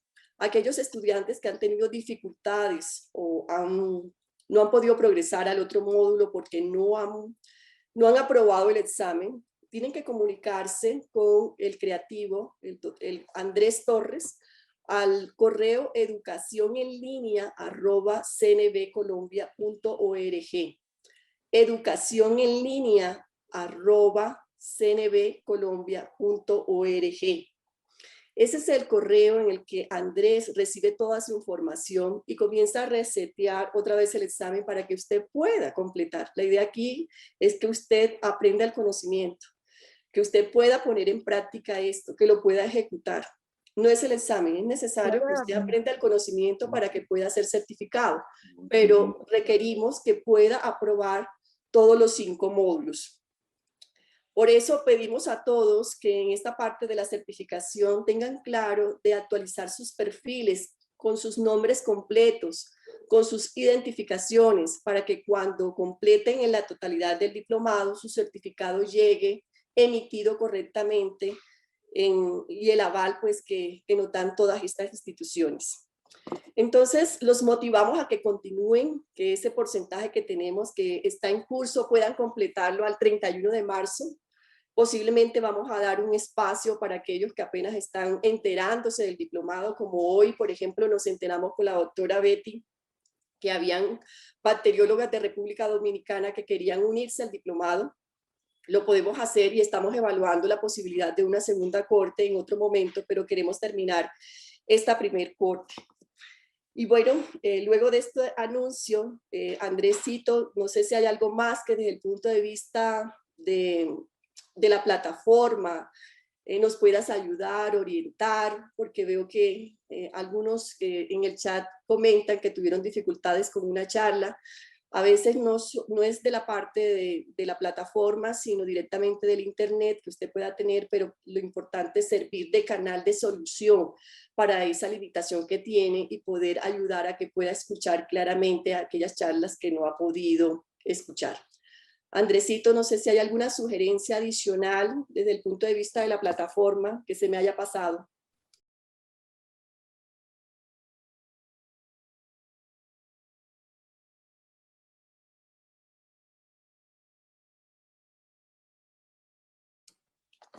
Doctora Edilka, entonces vamos a escuchar los anuncios y los mensajitos que nos han escrito desde el diplomado. Han sido muchos los mensajes que han escrito ustedes y de verdad que nos maravillamos por eso, porque hemos sentido el contentamiento cerca, los hemos sentido también cerca, aunque ha sido en gran porcentaje asíncrono, sabemos que están revisándolo. Aplaudimos a aquellos que han completado la totalidad del diplomado y aquellos que están en curso, ávidos por el conocimiento y poner en práctica todo lo que en estos 5 módulos hemos querido compartir con todos ustedes. Doctora, bueno, buenas tardes a todos, agradecido pues, a todos por la participación en este hermoso diplomado. Los invitamos a ponerse al día en las actividades a quienes están apenas en el primer módulo, que son bastantes. Las personas que ya culminaron el diplomado, a finalizar el mes de marzo le estaremos haciendo llegar el certificado de participación. Si tienen dudas me pueden escribir al correo educacionenlinea@cnbcolombia.org. Si ya cumplieron los 2 intentos que le permite el examen y por algún motivo no pudo pasar y necesita de pronto saber en qué falló, le reseteamos el examen, le enviamos un pantallazo donde se muestra claramente cuáles son los puntos donde no pudo cumplir o en los cuales falló, para que usted mismo haga la retroalimentación con la información que está dispuesta en la plataforma. Como siempre, invitarlos que para tomar estos cursos en línea lo deben hacer desde un computador, con buena conectividad, y que esperamos que de aquí al 30 sea el 100% de las personas que estén inscritas las que culminen, ¿no? Muy importante resaltar que una persona que hizo el diplomado en 3 días, ¿no? Cogió y lo escribimos y a los 3 días me escribió y me hice mi certificado. Entonces creo que si nos comprometemos, si le dedicamos el tiempo, podemos lograrlo, estamos a tiempo. Todavía faltan varios días para que termine el mes de marzo y pues obviamente la invitación es a ponernos al día y a que todos en el último foro que va a haber en el mes de marzo estemos diciendo que lo logramos. Gracias, Andresito, por la intervención y aplaudimos a ese estudiante que en 3 días lo hizo muy juicioso. Yo me imagino que solamente está dedicado a estudiar esta parte, lo aplaudimos porque pues sacó su tiempo y yo creo que en medio de nuestros quehaceres nos toca sacar ese espacio para aprovechar este producto intelectual que ha sido construido especialmente para ustedes. Y bueno, nos despedimos con esos mensajes lindos que hemos recibido desde Colombia, desde esos dispositivos de ustedes, pero ante todo del mejor dispositivo que es la mente y el corazón de cada uno de ustedes. Desde el Colegio Nacional de Bacteriología, nosotros le damos pues la gratitud por haberse conectado a este foro, por haber participado en el debate de estos 5 casos que lo quisimos hacer con base a las metareferencias que ustedes nos dieron en cada módulo y que resolviendo pues todas estas inquietudes podemos ampliar un poco más esas dudas que van surgiendo en el desarrollo, no solo en el conocimiento, sino también en la parte tecnológica para poder seguir avanzando. Y yo sé que así como este estudiante lo hizo en 3 días, nosotros lo podemos hacer en los 30 que nos quedan, o de pronto un poquito más. Doctora Dilka, nos despedimos de ustedes con esos mensajes hermosos que recibimos de corazón por parte de los participantes y que han llegado a la mente de nosotros, pero que quedan ahí cautivos en nuestros sentimientos, con el deseo siempre de poder ayudar, de poder dar la mano, de enseñar y decirles aquí estamos para contribuir entregando lo que sabemos. Gracias a todos ustedes, doctora Dilka. Gracias, gracias doctora Eliana. No, son muchísimos, pero cada día que han llegado, pues antes de leerlos todos, y sé que hay algunos participantes que están unidos en esta sesión, que algunos no han iniciado el diplomado porque se enteraron muy tarde, a pesar de que nosotros tuvimos una publicidad bastante amplia en el Congreso en el mes de noviembre. Doctora, me voy a permitir compartir el video porque en realidad este video pues da cuenta de un trabajo arduo que usted ha liderado y que considero que los que están aquí, que de pronto no saben toda la importancia que tiene el diplomado, pues entonces lo voy a colocar. Son solamente 1 minuto 46. Oncología pediátrica aplicado al diagnóstico será una experiencia científica maravillosa para todos los interesados en el área de la salud y entornos afines en Colombia y otros países de Latinoamérica. Su alcance está enfocado en socializar el conocimiento completamente gratis sobre las enfermedades hemato-oncológicas más comunes de la infancia para apoyar el diagnóstico temprano y mejorar los desenlaces. Contará con expertos temáticos, quienes compartirán sus enseñanzas. Está avalado por entidades nacionales e internacionales. Hospital Militar Central, Asociación Colombiana de Hemato-Oncología Pediátrica, Colegio Nacional de Bacteriología, Grupo Cooperativo Latinoamericano de Hemostasia y Trombosis y la Sociedad Latinoamericana de Oncología Pediátrica. Tiene un tiempo aproximado de 4 meses, comprende 5 módulos. Primer módulo, anemias en niños. Segundo módulo, defectos de la hemostasia en niños. Tercer módulo, trombosis en niños. Cuarto módulo, cáncer pediátrico. Quinto módulo, procedimientos generales y especializados en pacientes hemato-oncológicos pediátricos. Inscríbete pronto a través de la página del Colegio Nacional de Bacteriología Colombia y adquiere tu certificado. Lanzamiento martes 13 de octubre a las 5 p.m. Momento para seguir creciendo. Así es, momento para seguir creciendo y para seguir adquiriendo más amigos, apoyándonos, porque no solamente es el conocimiento, sino también establecer esos canales con los que uno puede hacer contacto. A veces tiene dificultades, pero pues uno dice, bueno, allá está el doctor que me puede ayudar, que hablaba mucho de transfusiones y él tal vez me puede dar una orientación. Entonces, doctora Dilka, la invito a escuchar, a que nos comparta y que ustedes puedan escuchar estos lindos mensajes de nuestros estudiantes.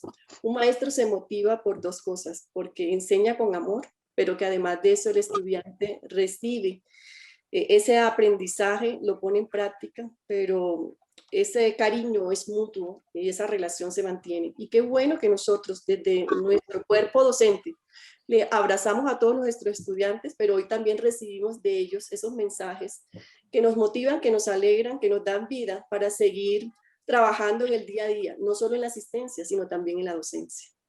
Sí, señora, muchas gracias. Bueno, dentro de las manifestaciones de agradecimiento y lo que más condensaron los estudiantes, el nivel del diplomado es de especialización. Muchísimas gracias por compartir el conocimiento con nosotros. Han sido muy didácticas todas las diapositivas. El tiempo para la realización de los exámenes ha sido muy corto. Muchas gracias desde República Dominicana. Costa Rica presente. Ha sido muy importante para nosotros poder contar con un diplomado que aparentemente parece básico, pero todos los contenidos son fundamentales para poder establecer un buen diagnóstico. Muchas gracias al Colegio Nacional de Bacteriología, muchas gracias al grupo de Mostacia. Doctora Iliana, una gran felicitación, agradecimiento por la invitación. Un caluroso saludo de parte del doctor Alejandro Romero, escribe aquí en el chat. Aproveché para leerlos de aquí del chat también. Gracias a todos por compartir este tipo de temáticas. Hace mucho tiempo que creí que todo esto lo sabía, pero ahora estoy dándome cuenta que muchas cosas han cambiado y otras las he tenido que reforzar. Dentro del diplomado he podido aprender cómo es posible a partir de láminas y de estos entornos virtuales aprender. Nunca pensé que pudiera aprender tanto. Soy apática a este tipo de diplomados, pero ha sido ventajoso para mí. Bueno, dentro de todas los comentarios, doctora, que todos han sido buenos, bueno, excepto por el tema de los exámenes, ¿no? Quiero aprovechar también porque me lo escriben aquí en el chat, dice que es Andrés y bueno, la doctora Gloria que también hace parte del grupo CLAP, invitar a todos los hermanos latinoamericanos y de otras partes del mundo, les damos una calurosa bienvenida al el Congreso Internacional de Hemostasia y Trombosis del grupo CLAP que se llevará a cabo teniendo como sede nuestro hermoso país Colombia. Del 18 al 21 de agosto. Van a ser unos días con una agenda bastante apretada, pero científico-académica, con talleres. Va a ser muy variada de tal manera que los invitamos. Aunque va a ser virtual, sé que se van a sentir aquí en Colombia, porque nosotros somos con nuestro folclore y todo lo que nos caracteriza, se van a sentir como en casa. Entonces los invitamos a que todos hagan parte de nuestro próximo Congreso Internacional de Hemostasia y Trombosis, que es en esta versión, es el número 27.